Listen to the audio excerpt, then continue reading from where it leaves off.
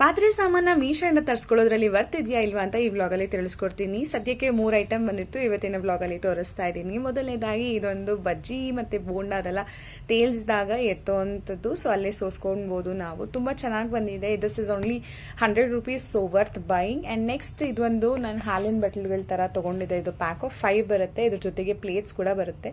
And trust me, this is also very much worth buying ಅನ್ನಿಸ್ತು ನನಗೆ. Around 500+ ಬರುತ್ತಿದ್ದು.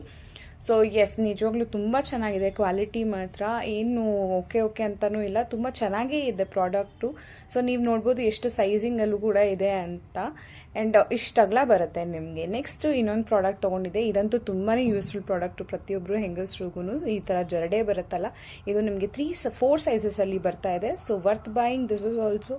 And around 250 rupeesಲ್ಲಿ ನನಗೆ ಈ ಪ್ರಾಡಕ್ಟ್ ಸಿಕ್ಕಿತ್ತು. ತುಂಬಾ ಚೆನ್ನಾಗಿದೆ. ಈ ಪ್ರಾಡಕ್ಟ್ಸ್ ಎಲ್ಲ ನಿಜವಾಗ್ಲೂ ಮನೆಗೆ ತುಂಬ ಹೆಲ್ಪ್ ಆಗುವಂಥದ್ದು. ನಿಮ್ಗೇನಾದರೂ ಈ ಪ್ರಾಡಕ್ಟ್ನ ಲಿಂಕ್ ಬೇಕಿತ್ತಂದರೆ ಕಮೆಂಟಲ್ಲಿ ಲಿಂಕ್ ಅಂತ ಟೈಪ್ ಮಾಡಿ. ನೆಕ್ಸ್ಟ್ ಏನೇನು ಶಾಪಿಂಗ್ ಮಾಡ್ತೀನಿ ಅಂತ ಈ ವ್ಲಾಗ್ಸಲ್ಲಿ ನೋಡ್ತಾ ಇರಿ.